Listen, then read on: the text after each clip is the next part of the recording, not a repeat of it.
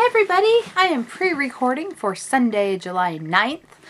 Oh my gosh, I have read so much the past 2 days I didn't think about when I was pre-recording.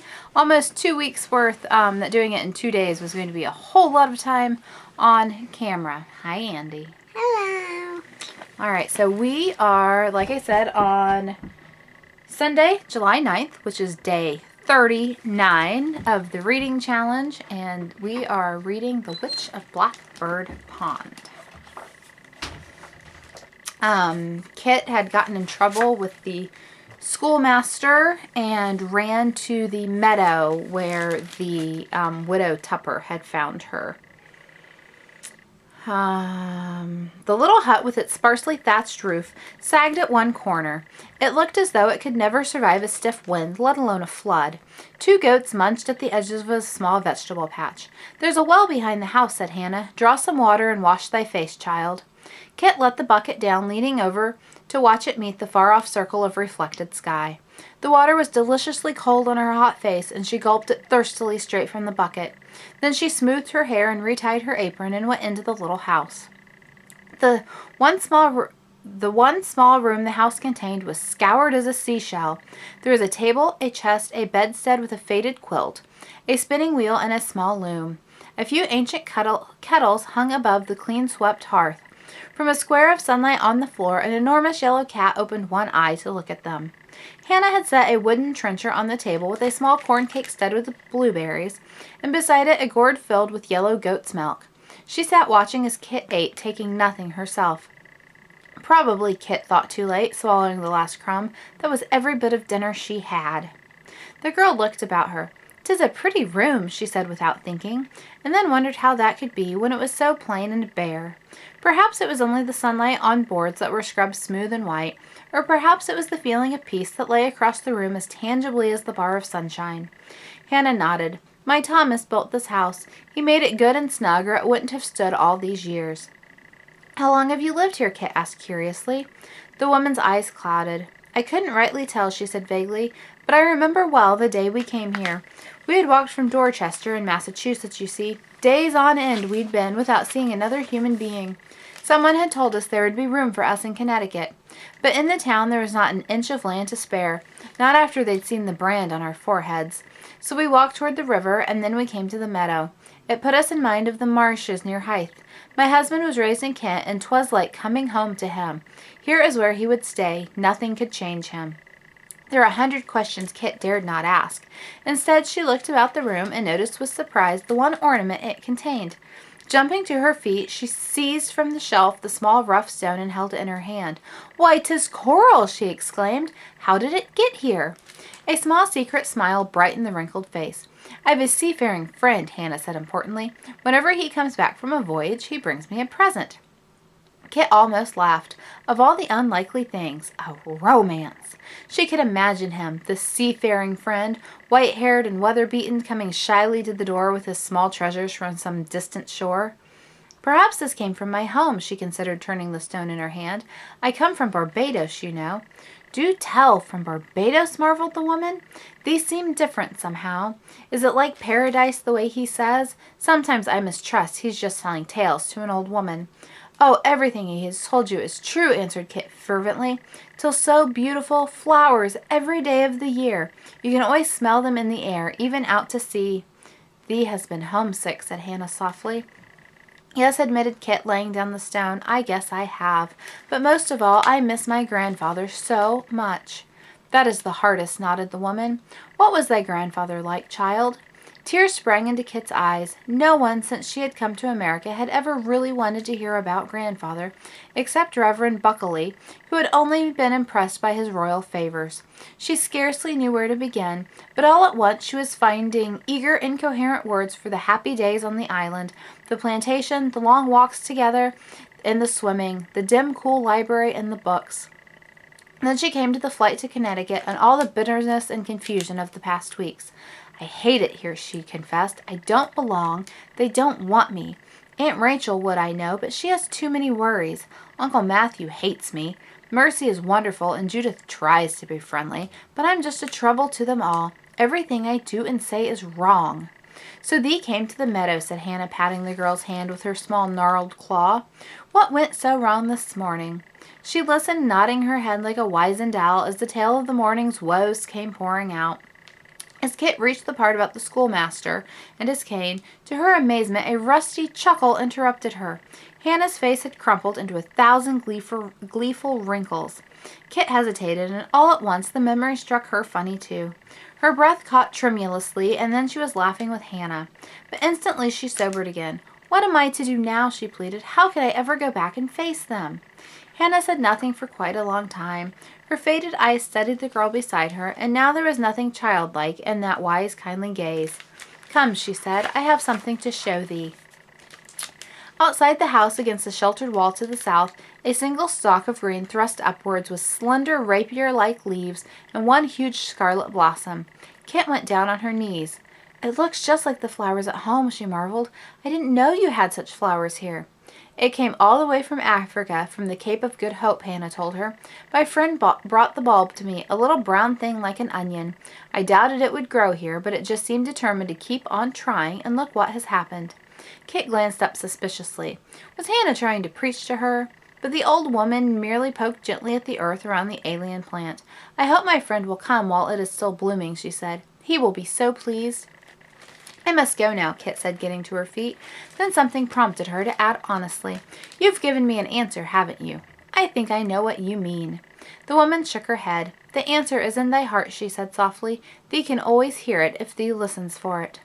Back along South Road, Kit walked with a lightness and freedom she had never known since the day she sailed into Saybrook Harbor. Hannah Tupper was far from being a witch, but certainly she had worked a magic charm.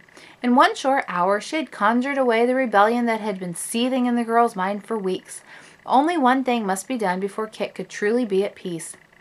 And without speaking a word, Hannah had given her the strength to do it. Straight up Broad Street she walked, up the path to a square frame house, and knocked boldly on the door of Mr. Eliezer Kimberly. Chapter 10. "You didn't!" Mercy gasped. "Mr. Kimberly himself? How did you ever dare, Kit?" "I don't know," admitted Kit. Now that it was over, her knees were shaking. "But he was very fair. He listened to me and finally agreed I could have one more chance. I won't let you down again, Mercy. I promise." "I never thought you would let me down," Mercy said loyally. "It's just that you do have a way of surprising people. You certainly must have surprised Mr. Kimberly. He isn't known for changing his mind." "I surprised myself," Kit laughed. "I really can't take any credit for it, Mercy. I think I was bewitched." "Bewitched?" "I met the witch who lives down in the meadow. It was she who gave me the courage." Mercy and her mother exchanged startled glances. "You mean you talked with her?" An anxious frown wrinkled Mercy's forehead. "I went into her house and ate her food. But I was joking about being bewitched. She's the gentlest little person you ever saw. You'd love her, Mercy." "Kit," Aunt Rachel set down her heavy flat iron and regarded her niece seriously, "I think you had better not say anything to the others about meeting this woman." "Why, Aunt Rachel, you of all people, you can't believe she's a witch." "No, of course not. That is just malicious gossip. But no one in Wethersfield has anything to do with Hannah Tupper." "Why on earth not?" "She is a Quaker." "Why is that so dreadful?" Rachel hesitated. "I can't tell you exactly. The Quakers are queer, stubborn people. They don't believe in the sacraments." "What difference does that make? She is as good and kind as you are, Aunt Rachel. I could swear to it." Rachel looked genuinely distressed. "How can you be sure? Quakers cause trouble wherever they go. They speak out against our faith. Of course, we don't torment them here in Connecticut. In Boston, I heard they even hanged some Quakers. This Hannah Tupper and her husband were branded and driven out of Massachusetts. They were thankful enough just to be let alone here in Wethersfield." "Has she ever done any harm?" "No, perhaps not, though there's been talk. Kit, I know your uncle would be very angry about this. Promise me you won't go there again." Kit looked down at the floor, all her fine resolves about trying to understand and be patient, and already she could feel defiance rising again. "You won't, will you, Kit?" "I can't promise that, Aunt Rachel," said Kit unhappily. "I'm sorry, but I just can't. Hannah was good to me, and she's very lonely." "I know you mean to be kind," insisted Rachel, "but you are very young, child. You don't understand how sometimes evil can seem innocent and harmless. 'Tis dangerous for you to see that woman. You must believe me." Kit picked up her wool cards and set to work. She knew she looked stubborn and ungrateful, and she felt so. The hard little knot had kinked up inside her tighter than ever. Coming home through the meadow, everything had seemed so simple, and here it was all tangled again. Only one thing was sure. She had found a secret place, a place of freedom and clear sunlight and peace. Nothing that anyone could say would prevent her from going back to that place again. Should she tell William Ashby about Hannah? She wondered that evening as they sat talking in the summer twilight. No, he would doubtless be horrified. William still seemed a stranger, even though he came faithfully every Saturday evening, and now often appeared unexpectedly on fine evenings in between. She could never be sure what thoughts were hidden behind that impassive face, but she learned to recognize the sudden stiffening of his jaw muscles that meant she had said something shocking. That happened often enough, in spite of her best intentions. Better not to provoke it now by mentioning a harmless Quaker. She would like to tell John Holbrook, she thought, but there was never a moment when she could speak to him alone. Frequently now, on these mild evenings of early summer, John joined the family as they sat outside. The women would carry their knitting to the doorstep, and they would all talk quietly there till the mosquitoes and the coming darkness drove them indoors. John had never asked for formal permission to call. He had merely taken literally Rachel's invitation to come again.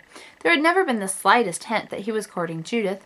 He never seemed to single her out, but sometimes he consented when she suggested that they walk along the green in the twilight. That was all the encouragement Judith needed. Indeed, it was more than enough to satisfy the whole family of John's intentions. Not even her father could have failed to guess that Judith was in love. She had never spoken another word, even to Mercy or Kit after that first surprising disclosure, but there was a brilliance in her eyes, a warm color in her cheeks, and a new sweetness in her manner. Less and less often as the summer set in did her tart tongue discomfort her cousin. She did not even chatter as readily, and often she seemed to be withdrawn into some secret world. Kit watched her half envious and half puzzled. The sober young divinity student seemed an odd match for Judith's high spirits. Truth to tell, Kit herself was a little disappointed in John. Beside William, who was so set in his ways, John seemed scarcely able to make up his mind at all. When the talk turned to politics, as it invariably did, William made a far better showing than John. Nothing the Reverend Buckley could say or do could be wrong in his pupil's eyes, even the fervent defense of the king's policies, which went against all of John's upbringings. Matthew Wood, after baiting John with fierce questions that threw the young student in confusion, had scornfully labeled him a young toady with no mind of his own. For once Kit was inclined to agree with her uncle. Probably, she concluded now, it would do no good to ask John about Hannah Tupper. Whatever Dr. Buckley thought about Quakers, John would think so too. There is an illustration of Hannah Tupper.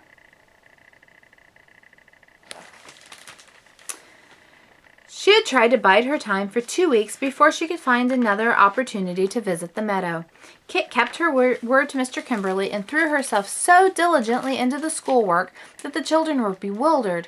There were no more stories, no games, even no small unorthodox poems.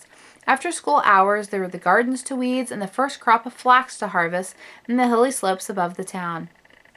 Finally, on one hot afternoon, Kit and Judith finished their stint of onion rows a little early, and as they trudged back along the dusty path, Kit looked across the fields to the roof of the lopsided house by Blackbird Pond, and knew that she could not pass by one more time. "I'm going over there to see Hannah Tupper," she announced, trying to sound matter-of-fact. "The witch? Have you lost your senses, Kit?" Judith was scandalized. "She's not a witch, and you know it. She's a lonely old woman, and Judith, you couldn't help liking her if you knew her." "How do you know?" demanded Judith. Kate gave her cousin a short and careful version of the meeting in the meadow. "I don't see how you dare," Judith exclaimed. "Really, Kit, you do the oddest things. Come with me now, Judith, and see for yourself." Judith couldn't be budged. "I wouldn't step inside that house for anything, and I don't think you should either. Father would be furious." "Then you go on without me. I won't be long. What shall I tell him at home?"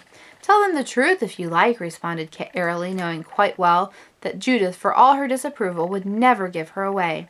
The common bond of just being young together in that household was strong enough for that. She set off through the long grass, leaving her cousin standing doubtfully in the path. There was a pleasant humming sound in the small cabin. Hannah sat before her small flax wheel, her foot moving briskly on the treadle. "Sit down, child, while I finish this spindleful." She smiled as though Kit had merely stepped outside the door for a moment before. Kit perched on a bench and watched the whirring wheel. "I came to tell you that I made my peace with the schoolmaster," she said at last. "I couldn't come before because I've been teaching in the school again." Hannah nodded without surprise. "I thought thee would," she commented. "Does it go better with thee now?" "Yes, I suppose so. At least Mr. Kimberly should be satisfied. He says that children are evil by nature and that they have to be held with a firm hand. But it's not much fun trying to keep my hand firm and being so solemn all day long. I feel sorry for those little boys." Hannah glanced over at Kit briefly. "So do I," she said dryly. "Did the schoolmaster make thee promise never to smile?" Kit looked back at the faded eyes, sunk deep in wrinkles, and caught a twinkle there. Suddenly she laughed. "You're right," she admitted. "I haven't even dared to smile. I'm afraid if I let myself go an inch, I'll do something disgraceful again. But Mercy smiles all day long and still keeps order."